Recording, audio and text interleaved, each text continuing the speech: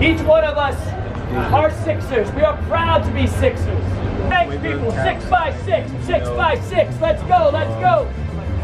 What is our mission? Wait, what? AKA Personal. When do we need him by? March 29th. We are extending to you an invitation to join our Sixer team. If any of you think you have what it takes, please raise your hand right now and you will be initiated.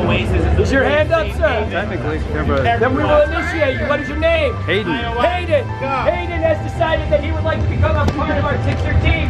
Hayden, step forward. I don't know what I got myself into. Okay. Are you ready? Let's do it. Count of 3, team. We know the drill. 1, 2, 3. Join the quest. Complete the test. Join the quest. Complete the test. Join the quest. Complete the test. Join the quest. Complete the test. Join the quest. You have a purpose for joining this Sixer team. Yes. What is that purpose? To make $500 billion.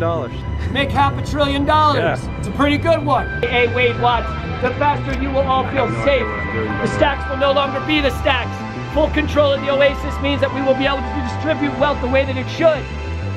Thank you for your participation. 665-303. You are back to being Hayden. Thanks. Do I get my $500 billion? You will. All right. As long as we find the Easter egg first. Hey! I thought I was gonna get some like secret Kool-Aid or something, you know?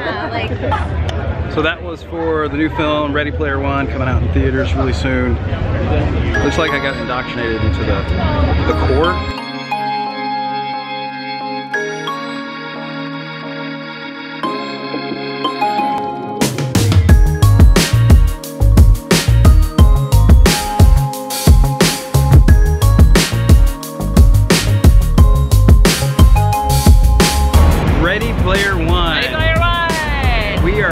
South by Southwest, right in front of the Paramount Theater, which you can see behind us. Beautiful. And we're on the street, so you can hear all the street noise. And we're so excited because we got a chance to screen Ready Player One. The world premiere, the big one. When you know you're seeing a film and Steven Spielberg is in the same room, it just elevates the entire experience. It was crazy. It was nuts. It was nuts. Nobody expected him to show up. No. Right.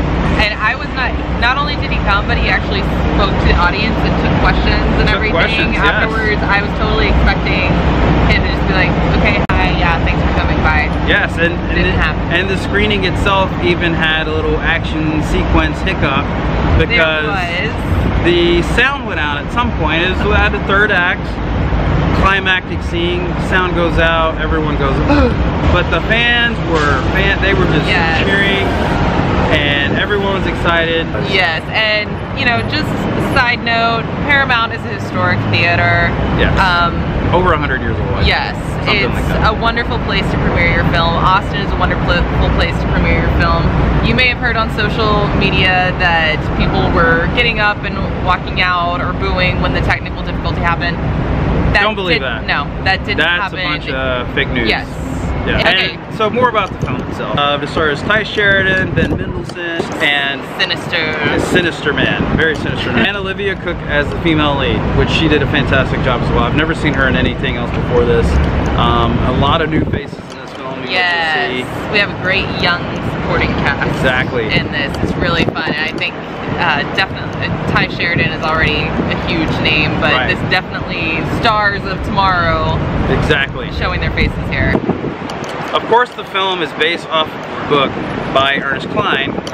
It's about Ty Sheridan, whose character is known as Wade Watts.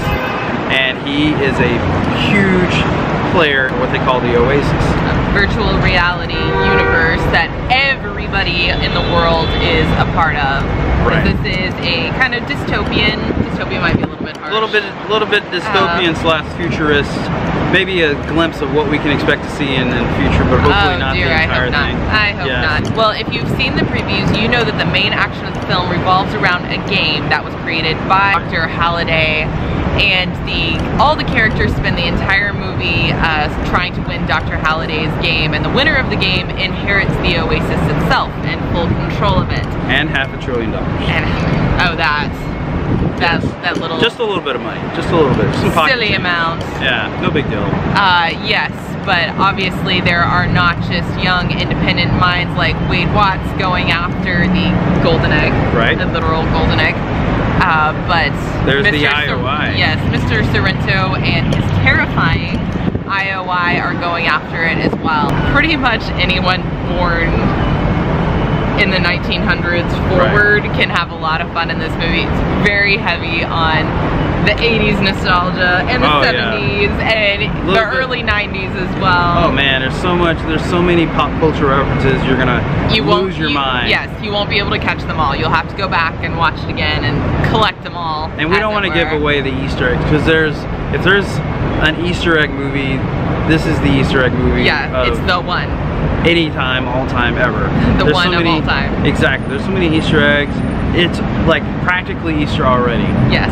And I'm surprised the Easter Bunny wasn't actually in this film. No kidding. And he might be. Maybe I just didn't see him. Yeah, you'll have to go back again and watch it. If you don't like the idea of virtual reality, obviously this film is very heavy on the virtual reality. It's okay. Go ahead, take your kids to see it, or take your folks to see it if they really are into the pop culture references. There is a little bit of social commentary, but it's not heavy-handed. I think it's probably a good conversation starter if you're concerned about your children or your loved ones and how much time they spend online and conceptions of reality around our online presence. Exactly.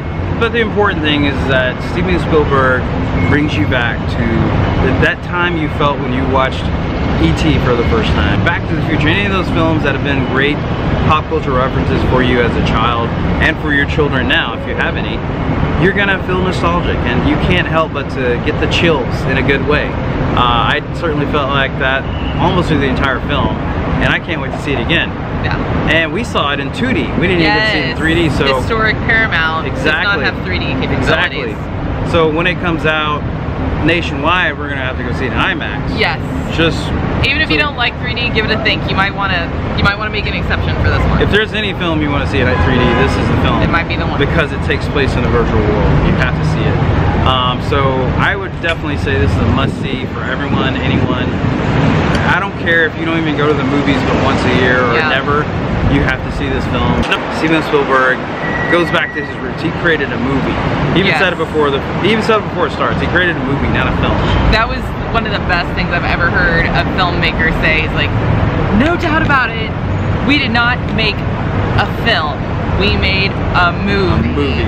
So go get your extra large popcorn, get your parents, get your folks, totally make this a multi-generational movie outing. This is absolutely a time for it. And go see Ready Player One. Go see Ready Player One. It's a must-see. See it twice, and then you're probably gonna even see it 3 times like me. Yeah. Have fun. Have fun. We have more coming at you from South by Southwest. We have a few more films to see, but we've seen a lot so far. We've done a lot. Make sure you hit that subscribe button below. Leave some comments. Tell us what you thought. Yeah, what do you think of Ready Player One? Yeah, if you haven't seen it, tell us how excited you are to see it. Bye. All right.